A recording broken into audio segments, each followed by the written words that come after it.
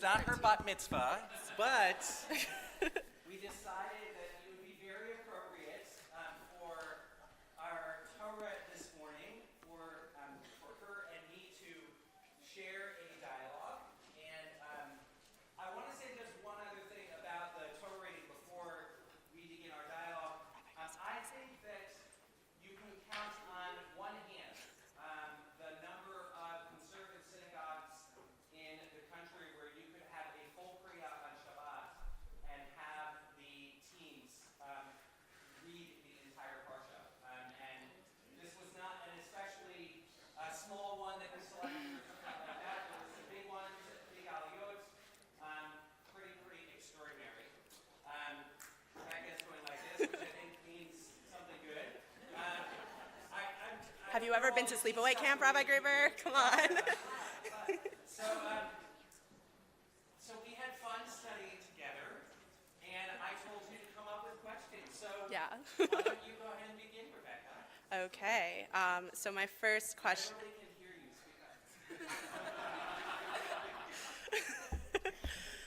up. Okay. So my first question, and maybe partially only question because we got really deep into it, is why does Rebecca lie? So in the Torah portion, towards the end, she tells Jacob, Isaac asks for Esau to come make him a meal and to give him a blessing. And instead, Rebecca overhears this and she asks, she tells Jacob that actually you're going to do this and you're going to step in for your brother Esau and I'm going to dress you up so that you can receive this blessing, because Rebecca believed that it is Jacob who should receive this blessing. And why should Rebecca believe that Jacob would receive this blessing? Rebecca, is there a reason that this particular moment bothered you in the Torah portion? Why does it bother you that she... So I don't think it's so much bothering as much as why does this happen? And I mean, for me personally, the matriarchy is something that I love. I love women, women power. And so I was thinking, well, why does Rebecca lie? Does Rebecca really change this story by coming in and doing something that, typically as of now, until now, God has only talked to men. He's only talked to Abraham. He's only talked to Isaac. Why does he talk to Rebecca, or God talk to Rebecca, sorry? And does Rebecca really have a huge impact on the rest of the Torah? If Rebecca never stepped in and did anything, would we be here today? Well, and there's a long story that unfolds because of this. In fact, at the end of the Torah portion, there's a word by Yistom Esav et Yaakov. It's a particular type of hatred that only occurs between brothers. That word by Yistom. There's a hatred that occurs. It's fratricidal. The worry is that they're going to kill one another. And if Rebecca doesn't step in at this moment and the brachot don't get mixed up, then Jacob doesn't necessarily leave home. And there's a whole story which doesn't happen. So why don't we talked about a couple of reasons. What were some of the reasons that we came up with, if any of them were satisfactory? Which they may not have been, but that's Okay. So one of the reasons we talked about is maybe Rebecca lies because her and Isaac had never had a conversation and good communication skills in their relationship. So maybe Rebecca has, basically it's to be assumed that Rebecca has no idea that Isaac actually has plans to give Jacob the prayer that he was supposed to receive all along. Another reason... So good takeaway, right? This is not just for teens, by the way, in terms of relationship advice, right? It's good communication. Yeah, everyone, listen up. And there is, and we notice, right, that Rebecca, she is in pain from her pregnancy, and she cries out, "Lama ze anochi," right, which is sort of this existential cry. If you translated it Shakespearean. Why are you doing this to me? Why are you doing this to me? Why this me? Wait, do that again. Why are you doing this to me? So she cries out, and yet she doesn't see. Isaac, by the way, has prayed for her before. Abraham does not pray for his wife. Jacob does not pray for his wife. Some people say it's because both Abraham and Jacob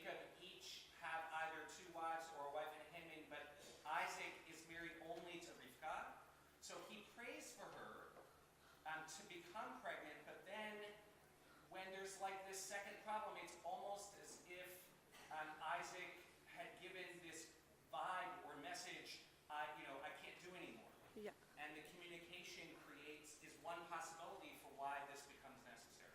And then Rebecca talks to God while she's pregnant, and why are you doing this to me? So another reason that Rebecca might have chosen to lie at this time is because she believed it was God's will. God told her that you will have 2 sons, one older than the other. The younger will take care of the older, serve the older. So that it's Jacob's birthright to receive this blessing from his father. Rebecca assuming that this blessing is going to be that you are going to continue the life of the Jewish people of Israel. Does the fact that Rebecca has this knowledge make it okay for you in your mind that she lies in order to bring it about? So, to rephrase, is it okay to lie if you think that you're doing it because it's the right thing to do? And I think it's a bigger question. It's hard to answer the question. I don't think that I would tell someone else to lie necessarily. You don't want to encourage people to lie. You don't encourage little kids to lie in general. But if you're lying because it's the right thing to do, I was actually reading an article in this week's Shavuot that Elizabeth will be giving Talmud Torah kids about how, not to get into this, but that politicians lie. And are they lying because no, we're not talking politics, but is it okay to lie if you believe you're lying because you believe that ultimately you're going to do the right thing? And if you say this, it'll lead to the ultimate good result and a good outcome. And Rebecca really did believe that what she was doing was going to lead to the right outcome, what God's will and the will of the future Jewish people. And so her intentions were good, but she still lies. And I don't really know. I don't know. Okay. I think yes and no. I think she is given some knowledge. We might even say divine knowledge according to the story, which people don't have. I think it's very hard to have that level of certainty. And I think the thing that sticks in your throat, right, is this idea of the teens are listening. People are listening. And when you have a matriarch who we hold up as a model of behavior, it's kind that you don't want to follow that behavior particularly. Any other? We also talked about your thought about strong women, right, and sort of that being another aspect of this. So I think this is important. So Rebecca really, as I said, Rebecca really completely affects this story. Had Rebecca sat by and done nothing really would have come of it. But, the story would have gone on as planned, whatever that means. But the fact that Rebecca actually has a voice in this story, and it's really amazing that we hear from a woman and we hear her role in the house or in this family, and that she is really affecting the outcome of this story, and she knows what's right, and she's going to go do it regardless of what her husband wants. She is going out and she's going to do this, and she knows what's happening. And it's kind of awesome that women, even in the Torah, we see a woman very early on, when Dove was like this, we know it's early on, that she was, it was a light Torah, I know, that she was affecting the story early on, and that women really do have a big role in Jewish life and in the Jewish house that we continue to learn. And that it inspires, to me, I don't know, it inspires me. I have a voice, and we can read Torah and only think of it as a man's story, but really there's a lot of times where women completely affect that, and it's awesome.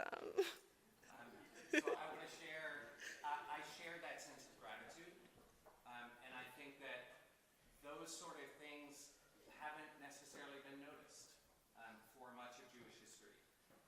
And so it's the importance of women studying Torah and being full parts of our community. I see that as an ideal and as a strength. One other thing that we noticed also is that in the blessing, if you pay very close attention to what it is that God says to Rebecca,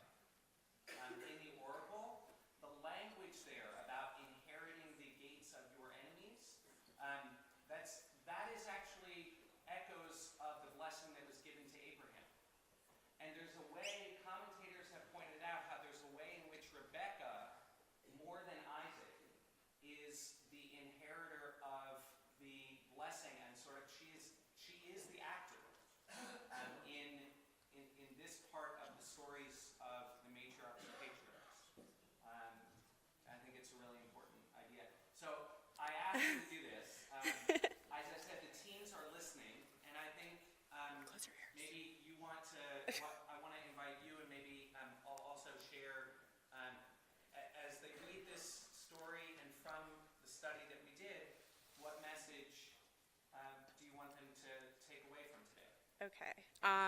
So my key takeaway happened last week. I was at home in New York City for Thanksgiving, and I was talking to my dad, and I was really asking for some advice. I'm 23 years old. What am I doing with my life? I have no idea. Is what I'm doing right or wrong? It's very right. Maybe, I don't know. We don't know. And my dad told me that when I was 7, he could tell me what to do. He could tell me what school to go to. He could show me what after schools to do and what sports to play and all that. But in the same way that Rebecca tells Jacob that you are going to get dressed up as your brother and you are going to go to Isaac and he will give you this prayer. And my dad was doing what he believed was right for me, the same way that Rebecca does what she believes is right for Jacob. And then my dad proceeds to say, but now as a grown-up, I have to make my own decisions. It's my choices to decide what is right and wrong for my life. And what's right might be wrong. What I think is right might be wrong, and what I think is wrong might ultimately be right, and I have no way of knowing until I try. The same way that Jacob goes in and now we have to spoil the Torah for everyone, but ultimately, Jacob returns back after he leaves because he's afraid Esau is going to kill him. He comes back 20 years later, and there's this moment where the siblings come together, and Jacob gives back the prayer that was supposed to be Esau's the whole time. So Jacob, originally, he chooses to do he doesn't choose to do what he believes is right. His mom chooses for him, just as my dad chose for me. And now we have to choose for ourselves, and that applies not only at 23, but it applies at 17, it applies at 13, it applies once our parents give us the freedom to start making decisions for ourselves. And it's okay to do the wrong thing. If you believe it was what was right for you at the time, and we just grow and we learn with that the same way that Jacob ultimately learns that what he did was wrong, and now he's going to go make it right.